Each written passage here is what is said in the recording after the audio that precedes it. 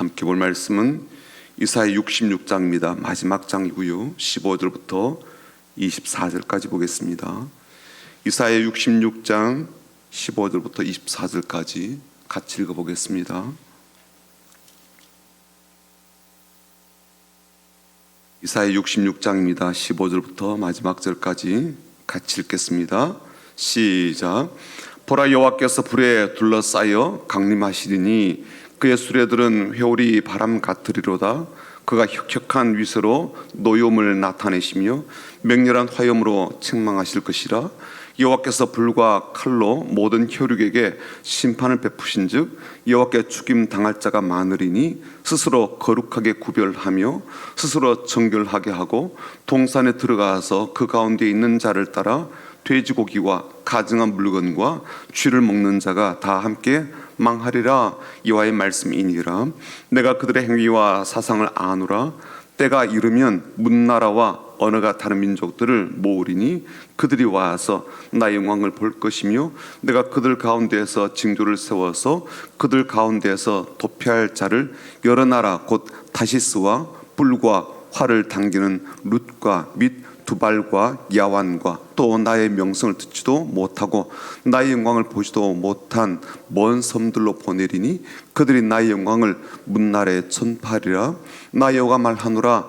이스라엘 자손의 예물을 깨끗한 그릇에 담아 여호와의 집에 드림같이 그들이 너희 모든 형제를 문나라에서 나의 성산 예루살렘으로 말과 수레와 교자와 노새와 낙타에 태워다가 여호와께 예물로 드릴 것이요 나는 그 가운데에서 택하여 제사장과 레위인을 삼으리라. 여호와의 말이니라. 내가 지을 새 하늘과 새 땅이 내 앞에 항상 있는 것 같이 너희 자손과 너희 이름이 항상 있으리라. 여호와의 말이니라. 여호와가 말하노라. 매월 초하루와 매 안식일에 모든 혈육이 내 앞에 나와 예배하리라. 그들이 나아가서 내게 패역한 자들의 시체들을 볼 것이라. 그 벌레가 죽지 아니하며 그 불이 꺼지지 아니하여 모든 혈육에게 가증함이 되리라. 아멘. 사람이 피할 수 없는 것이 죽음이지 않습니까? 사실 죽음은 입에 담기 거북하기도 하고 두렵기도 하고 불편한 말이기도 합니다. 특히나 이 아픈 사람들 앞에서 혹은 암투병 중인 분들 앞에서 조심하게 되는 말이고요. 나이가 드신 어르신들 앞에서도 매우 신중하게 주의하여서 사용해야 될 말입니다. 그런데 죽음이라는 단어만큼이나 우리에게 부정적인 느낌과 사용하기가 꺼려지는 단어를 성경에서 꼽으라고 한다면 심판이라는 말, 저주라는 말이 될 것입니다. 그리고 이 심판이라는 것은 신자 불신자를 가리지 않고 참으로 오해가 많은 말이기도 합니다. 사랑의 하나님이 심판과 징계를 내리신다는 것이 상호 충돌하는 것으로 보는 사람들이 적지 않기 때문이죠. 그래서 심판의 대상들이 가는 장소인 이 지옥의 존재에 대해서도 아예 부정하는 사람이 많습니다. 지옥이라고 하는 것이 존재한다고 해도 그 지옥은 사람들이 가는 곳이 아니라 마귀가 가고 악한 영이 가는 것으로 제한하여 생각하는 이들이 있습니다. 하나님께서 창조하신 피조물을 영원한 심판과 저주와 고통의 장소인 이 지옥에 보낸다는 건요, 하나님의 성품과도 맞지 않고 하나님의 이 창조 계획과도 맞지 않다는 이유 때문이에요. 그래서 불신자들은 사람이 죽으면요 좋은 곳에 갔다라고 이 단정적으로 말하고요, 또 신자들조차도 죽은 사람들은 모두 천국에 가거나 그에 준하는 좋은 곳에 갔다라고 그렇게 기대를 하죠. 하나님을 믿지 않는 가족이 죽었을 때 그 사람이 지옥에 갔다라고 생각하는 사람들이 얼마나 되겠습니까? 또 그 사실을 인정한다는 것은 또 얼마나 어렵겠습니까? 그래서 차라리 지옥이 없고 심판이 없다라고 생각하고 싶어 하기도 하지요. 그러나 사람들이 어떻게 생각하건 또 자신 논리에 맞든 맞지 않든 나의 신념과 확신과는 반대가 된다 할지라도 이 세상의 마지막 날은 반드시 있습니다. 그리고 그날은 반드시 심판의 날이 될 것입니다. 하나님은 사랑의 하나님이시지만 공의의 하나님이시며 자신이 하신 말씀은 반드시 지키시는 분이시기에 이 구원과 멸망의 마지막 심판을 반드시 행하시죠. 그래서 지옥으로 가야 할 사람은요 그곳으로 보내시고 천국으로 보내실 사람은 어디에 있든 불러내어서 천국으로 들여보내십니다. 농사꾼은 추수가 끝나면 쭉정이는 불에 태우고 알곡은 창고에 들이는 것처럼 영적으로 마지막 추수기가 되면 중간지대가 없는 불구덩이로 가는 이들과 알곡 창고로 가는 이들이 구분되고 나누어지게 될 것입니다. 오늘 본문 15절 16절은요 그렇게 예정된 하나님의 심판이 얼마나 강력하게 임하게 되는지를 보여주는 말씀이에요. 15절 16절 한번 읽어볼까요? 15절 16절입니다. 시작. 보라, 여호와께서 불에 둘러싸여 강림하시리니 그의 수레들은 회오리 바람 같으리로다. 그가 혁혁한 위수로 노염을 나타내시며 맹렬한 화염으로 책망하실 것이라. 여호와께서 불과 칼로 모든 혈육에게 심판을 베푸신즉 여호와께 죽임 당할 자가 많으리니. 일단 여호와의 강림이 심상치가 않죠. 이 땅에 오실 때 수레를 타고 오시는데 수레라 하면 전차를 의미하죠. 그런데 그냥 전차가 아닙니다. 불과 화염으로 가득한 그런 수레 전차를 타시고 회오리 바람을 일으키시며 임하시죠. 그리고 그 노염과 진노가 맹렬하여서 그 심판하는 이 화염이 있는 수레 앞에서 그 불을 감당할 존재가 없습니다. 그러내서 모든 인간에게 심판을 행하시기 때문에 여호와께 죽임당할 이 사람들이 어마어마할 것을 지금 예고하고 계시죠. 전 그래서 자꾸만 사람들이 하나님조차도 내 생각의 수준에 맞추고 내 논리에 따라 이해하고 해석하는 그런 일들은 이 나중에 마지막 날 심판날에 엄청난 진노를 받게 될 것이라고 말하고 싶은 거예요. 공의 하나님은 결단코 불의한 자들과 부정한 자들과 사악한 자들을요 유야무야 그렇게 지나가시지 않습니다. 하나님은 자비와 긍휼의 은혜의 하나님이시죠. 그렇지만 마지막 날에는 하나님 앞에서 죄된 길을 걸어온 이들에게 절대적으로 크고 두려운 날이 되게 하실 것입니다.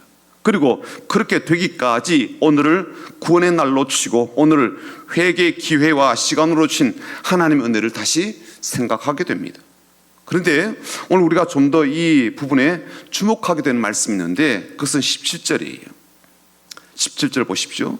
스스로 거룩하게 구별하며 스스로 정결하게 하고 동산에 들어가서 그 가운데 있는 자를 따라 돼지고기와 가증한 물건과 쥐를 먹는 자가 다 함께 망하리라. 여호와의 말씀이니라. 이 말씀은요 하나님의 심판과 멸망을 당할 자에 대한 말씀인데 이 말씀이 전하고 있는 자들의 상태를 우리가 주목해 볼 필요가 있습니다. 우선 이들은요 율법에서 금하거나 부정하다 여기는 동물들을요 거리낌 없이 먹거나 가까이 하는 것을 볼 수가 있습니다. 돼지고기, 가증한 것, 쥐를 먹는 자라 그렇게 말하고 있죠. 이 세 가지는 모두 율법에서 철저하게 금지한 대상들입니다. 그런데 이들은요 이러한 것들을 거리낌 없이 먹었다고 했습니다. 그리고 본문의 상황들을 보게 될 때 이들은 이런 고기를 즐겨 먹었다라는 그런 의미 이상으로 이들이 이런 것들을 제물로 삼아 제물을 드렸다라고 보아도 문맥상 그렇게 벗어나지 않는 해석입니다. 왜냐하면 앞부분에서 본 것처럼 이들이 스스로 거룩하게 구별하며 스스로 정결하게 한 뒤 동산에 들어가서 이것을 먹었다라고 되어 있기 때문에 이게 무언가 제의적이잖아요. 그렇죠? 종교적인 행위를 하는 과정에서 이런 제물들을 드렸다 그리고 먹기도 했다라고 보는 게 맞지요. 그러니까 이 말씀을 다시 생각해 보면 이들은 하나님을 섬긴 것이 아니라 우상 숭배에 깊이 빠져 있었고 그 과정에서 하나님이 금하신 각종 짐승이나 동물들을 거리낌 없이 먹고 즐겼다는 것을 우리가 알 수가 있습니다.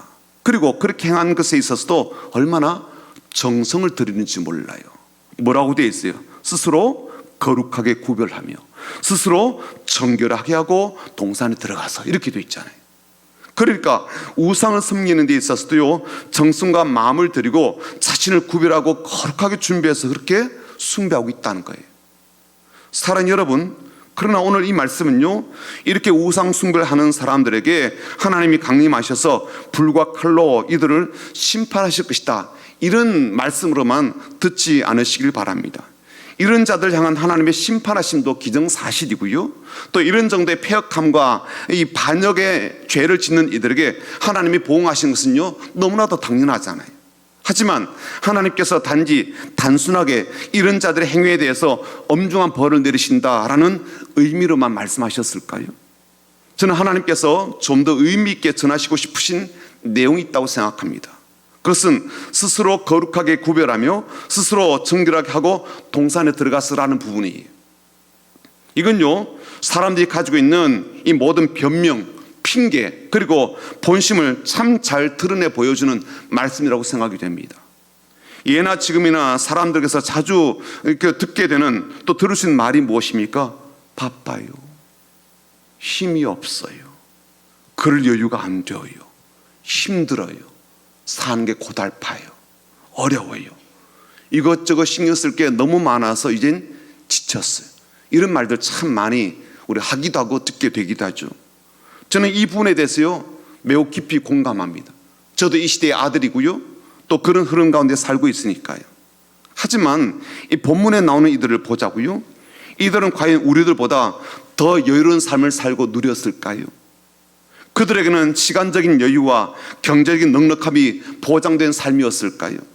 불확실한 미래와 불안한 노예의 삶에 대해서 모든 것들이 편안하고 안전한 삶이 준비되어 있는 그러한 이들이었을까요?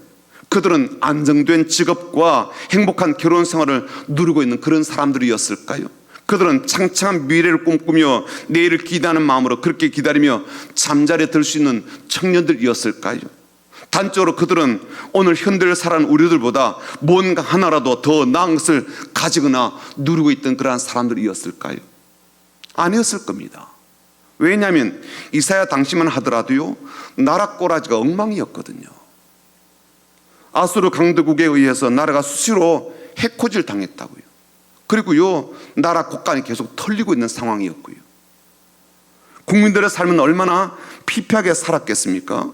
날의 앞날이 바람 앞에 촛불인데 개인의 삶에 있어서 안정과 평안을 누릴 수가 있었을까요?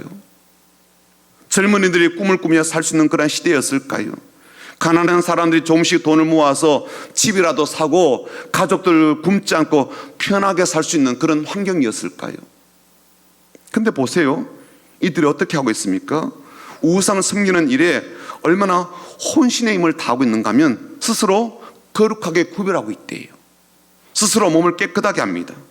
우상을 숭배하는 일에 이 정도로 힘썼다라고 볼 수도 있지만 그렇게 어렵고 힘든 처지에서도 이들은요 종교적 행위에 그야말로 모든 것을 다하겠다라는 의지와 마음을 담고 있다는 것을 우리가 주목할 필요가 있다는 거예요. 그들이 그렇게 할 여유가 없었을 것입니다. 그럴 처지도 못 되었고요. 그런데 이들은요 우상을 섬기는 일에 이렇게까지 하고 있어요. 먹고 사는 게 어렵게 힘들었는요 그들은 이렇게 스스로 거룩하게 구별합니다. 내일의 삶이 불투명하고 국가적으로도요 명운이 왔다 갔다 하는 그런 상황인데도 그들은 자신을 정결하게 합니다. 그리고 제사를 드리기 위해서 구별된 장소인 동산으로 들어갑니다. 당장 먹고 사는 게 힘든데 스스로 자신을 거룩하게 하고 정결하게 하는 게 무슨 의미가 있겠어요? 그런데 그들은요 이 가짜신 우상을 섬기는 데 있어서도 이렇게까지 정성을 들여요. 이렇게까지 마음을 들인다고요. 하나님께서 오늘 이 말씀을 우리들에게까지 하신 이유가 무엇이라고 생각하십니까? 여유가 없다고 하는 우리들이 스스로 구별하듯 시간을 내서 따로 하는 일들이 있지 않아요? 바쁘다 그러면서 따로 시간을 내는 것은 있지 않아요? 경제적인 부분이든 시간과 관련된 부분이든 내 체력과 관련된 부분, 뭐 그런 일이든 그래도 내가 생각하고 중요하다 여기는 그러한 어떤 것에는 오늘 본문에 나오는 사람들처럼 그렇게 구별하고 정결하게 하듯 마음과 정성을 들여서 하고 있지는 않냔 말이에요. 그렇죠? 그러니까 여유가 없고 힘이 없고 시간이 안 나고 돈이 없다는 것은 그것에는 내가 줄 수 없다 그런 뜻이죠. 그것에는 못 주겠다는 거예요. 그 대상에게는요 주고 싶지 않다는 거죠. 그런 관계는 이것을 허락하고 싶지 않다는 거예요. 우리는 여전히 어떤 것에는요 그렇게 스스로 구별하고 정결하게 하고 그렇게 내어주고 어떤 대상과 어떤 관계는요 그렇게 내가 마음을 모아서 준다니까요. 사랑하는 성도 여러분, 물론 이렇게 살고 있는 이들도 있지만요 또 전혀 다르게 살고 있는 사람도 있습니다. 내일은 그런 사람들을 볼 거예요. 다만 오늘은요, 사람에게 통할 수 있는 변명이라고 하나님께까지 먹힐 것이라고 생각하면 이건 큰 착각입니다. 사람은 이해를 해요. 그렇죠? 우리 이야기를 하면 이해를 한다고요. 그렇지, 그렇지.